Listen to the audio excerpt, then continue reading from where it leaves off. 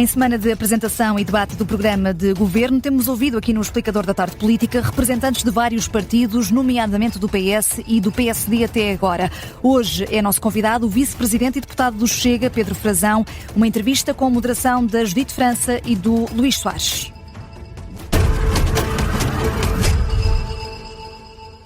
Bem-vindo, Pedro Frazão, a este explicador, e começávamos por uma notícia desta tarde, da última hora. A Procuradoria-Geral da República arquivou a averiguação preventiva a Pedro Nuno Santos. É uma decisão que lhe merece algum comentário?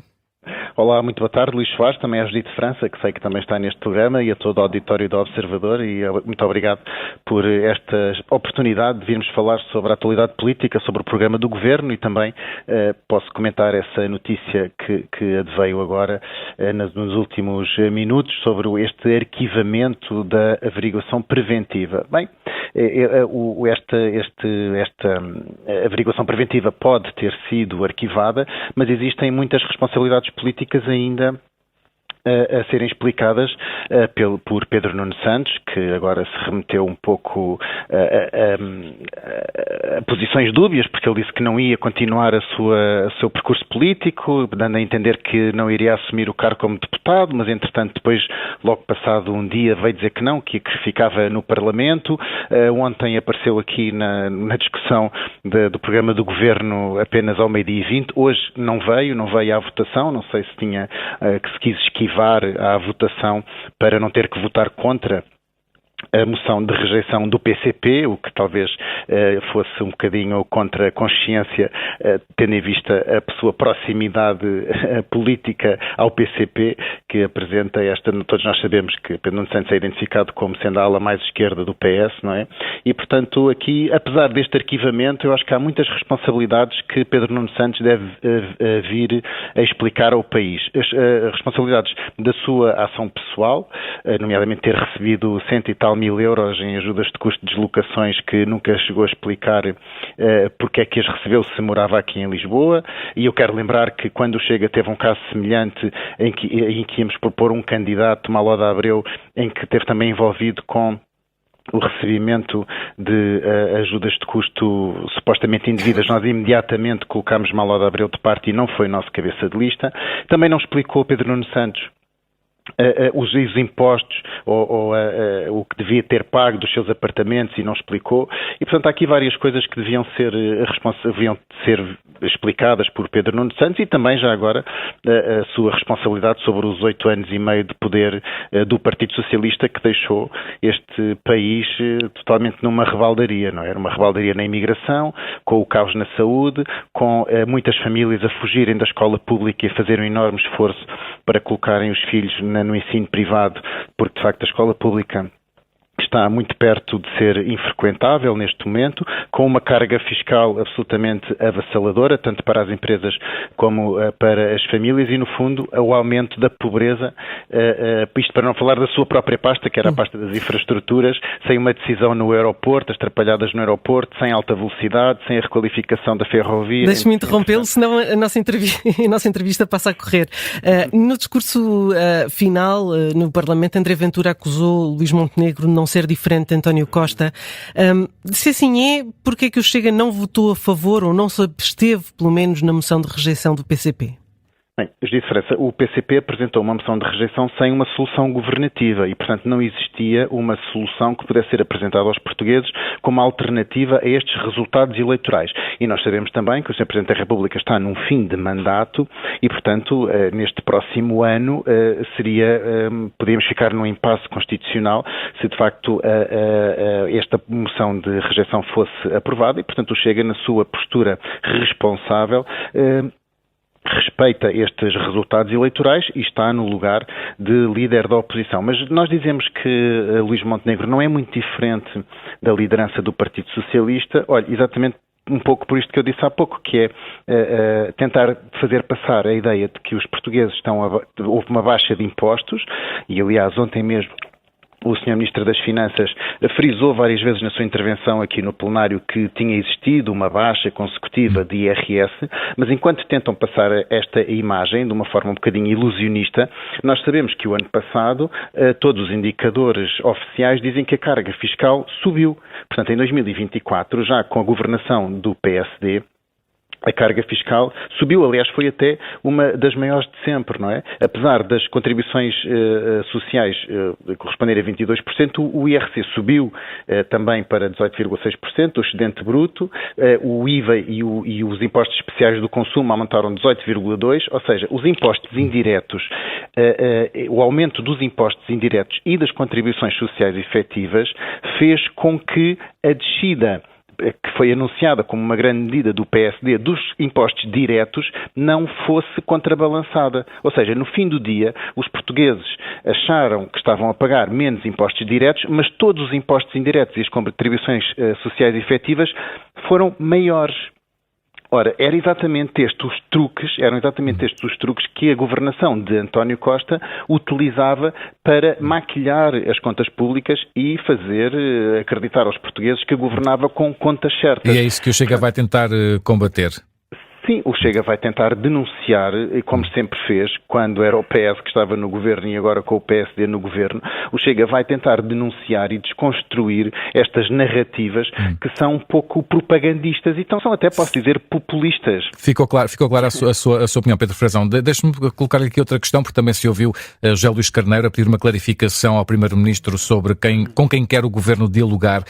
Considera que Luís Montenegro devia definir se quer dialogar só com o Chega ou só com o PS? Eu penso que Luís Montenegro, desde o ano passado, está em negação. Está em negação sobre o crescimento do Chega e sobre o mandato que os portugueses deram ao nosso partido.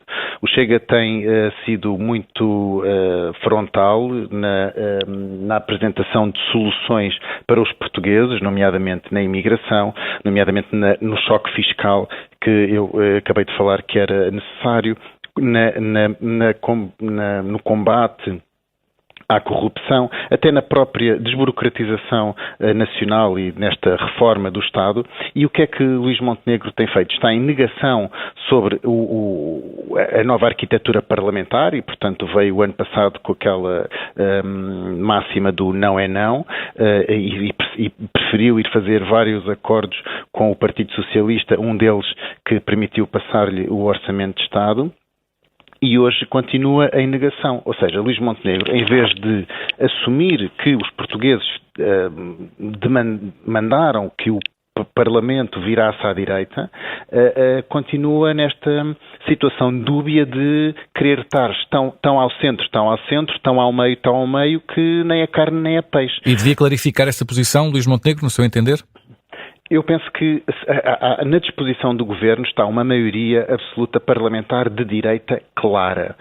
E Luís Montenegro está a desperdiçar este ano, como já desperdiçou, ou nesta legislatura, como já desperdiçou na legislatura anterior, uma possibilidade de ter uma maioria absoluta que consiga realmente transformar o país, que consiga realmente reformar o país. Pese embora nós voltarmos a lançar a prerrogativa de que só estaríamos disponíveis para fazer essa maioria, essa solução do Governo, se Luís Montenegro viesse cabalmente também, tal como Pedro Nuno Santos, dar explicações sobre a sua spinum viva. Que nós não nos esquecemos desse caso. Mas, só para clarificar, Pedro Frazão, defende que o Governo devia apenas ter o Chega como parceiro e não o PS? Os portugueses deram uma maioria parlamentar à direita muito expressiva. E eu não vou fazer como a Iniciativa Liberal, que antes das eleições já andava a distribuir ministérios pelos seus membros, nomeadamente até aqui numa entrevista na Rádio Observador, que eu acompanhei. Não vou fazer isso, nem vou arrogar-me a possibilidade de estar num governo com Luís Montenegro. Mas o que é facto é que Luís Montenegro, se quisesse mesmo transformar o país, deitava mão à sua maioria parlamentar de direita absoluta, com o Chega, nem precisava da Iniciativa Liberal, e realmente íamos íamos endireitar o país e íamos fazer uma verdadeira agenda transformadora.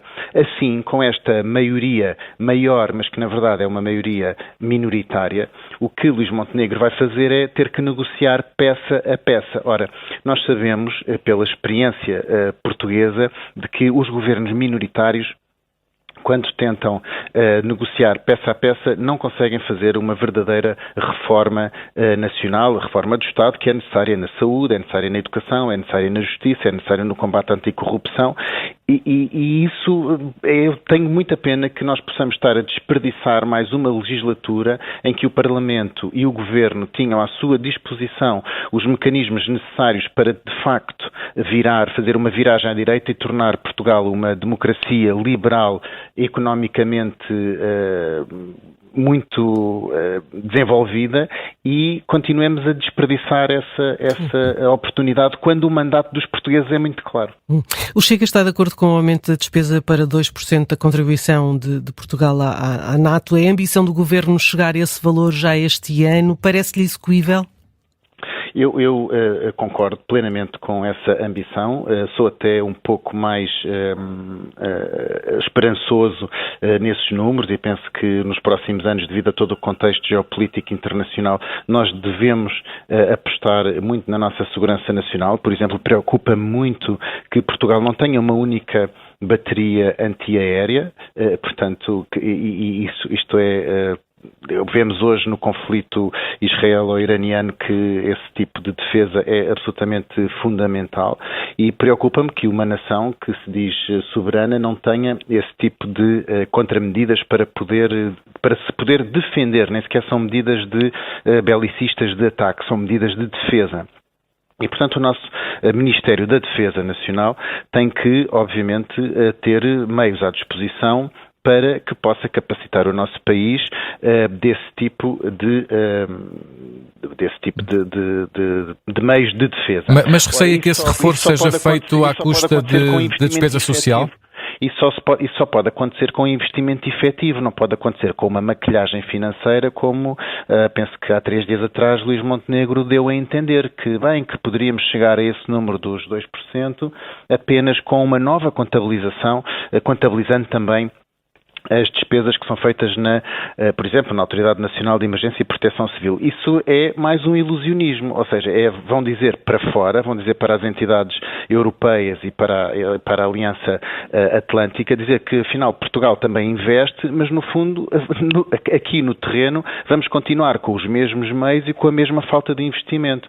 Esse investimento não pode ser feito, já para responder, Luís Soares, à sua pergunta, não pode ser feito à custa nem das prestações sociais, nem do apoio das prestações sociais a quem realmente merece recebê-las, nem de um Estado que seja solidário, por exemplo, com os seus idosos, através de pensões dignas. Esse aumento do investimento tem que ser feito através de uma reforma do Estado e através de um aumento da eficiência estatal e na gestão dos dinheiros públicos. Nós não podemos permitir que, por exemplo, na saúde, que tem um orçamento de 14 mil, 16 mil, 15 mil milhões de euros, exista um desperdício de 10%. Nem podemos permitir que se escolham, por exemplo, infraestruturas nacionais como o aeroporto, que afinal vai custar, segundo as últimas notícias, muito mais do que aquilo que foi dito pelo Governo. A última notícia que eu li foi que o custo já ascendia aos 30